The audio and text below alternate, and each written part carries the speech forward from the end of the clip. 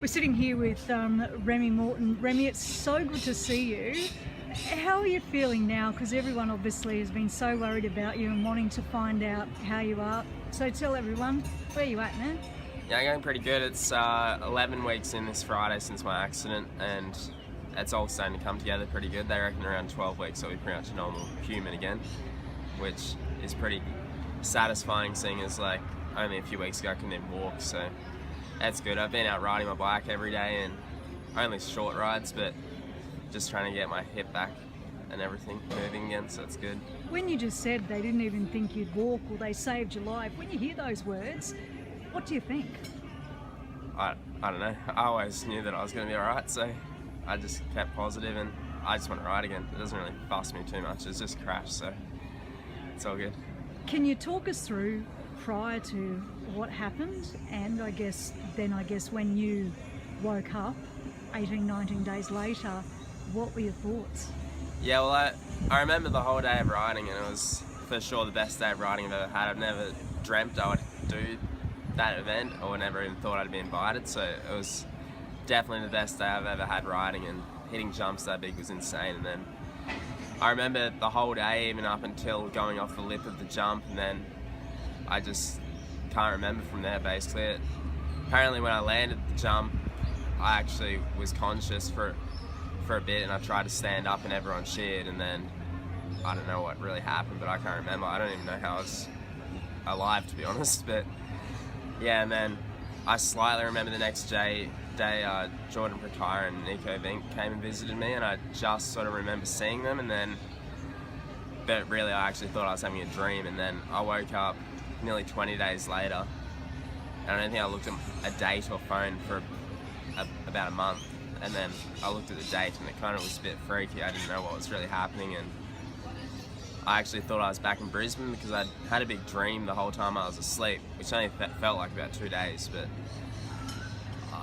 in my dream I travelled back to Brisbane. The trip just kept going like planned, and then I was in Brisbane and I woke up, my parents around me, and I just thought I was at home, so it's pretty freaky considering I was on the other side of the world still.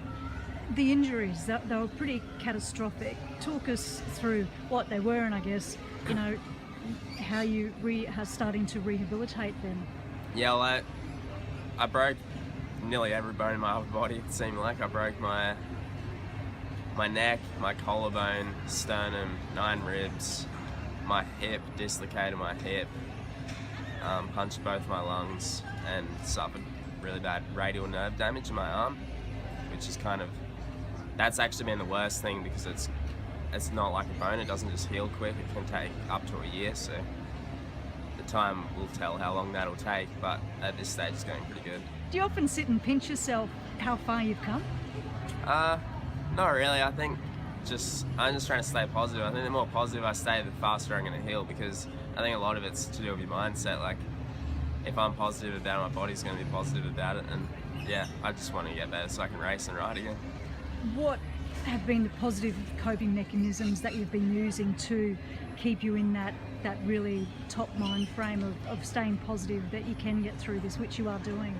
I guess like a massive help has been so much support from the mountain bike scene. I never would have thought that so many people cared and would actually do so much for me, and I've been hanging around a lot of riders and going to a lot of sessions and jams at local dirt jumps and stuff, and just being surrounded by riders has been pretty good, because it just feels like my normal life besides not riding. So it's been really good in that way. Like, I'm just trying to associate with everyone as much as I can to just keep everything kind of feeling normal. You have been busy on social media, which is great to see. Yeah. Has that kept you in touch with everyone, and as you said, keeping that normality? Yeah, I think it has. I've just been like posting photos every night still from the trip and the past, I guess. It's kind of a bit annoying that I can't post up current stuff, but it's just like, I don't know, keeping the stoke levels high, I guess. What's the next phase for you? I guess, you would have a plan in place. Yeah, so I'm actually seeing a really good physio in Brisbane, which has helped a lot, and we're working on a time frame to be hopefully back up and at full strength by around mid-January. It'll all depend on my wrist with how that goes with my nerves, but yeah, hopefully by mid-January I'm planning to be full strength again and riding as well as I can be, and then just back to normal life. I want to race all the World Cups next year and all crank works and everything, and go back to Loosefest where I crashed and do the jump again and actually land it. Really? Yeah, that's the plan. Is that the whole mindset of just not letting it beat you? Yeah, I don't know. It was the best day of riding I've ever had.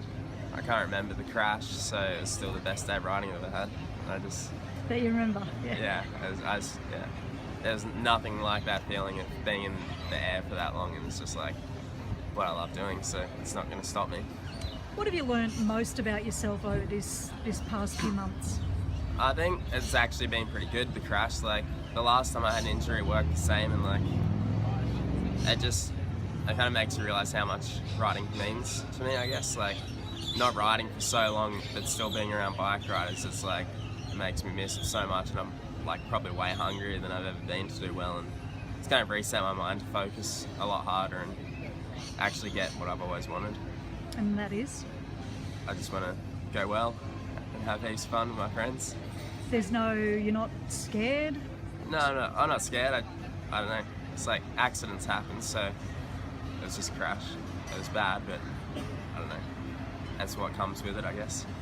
What's one thing that you just want to, tell everyone, I guess, and that probably haven't heard from you, or had an opportunity to hear you speak sometime?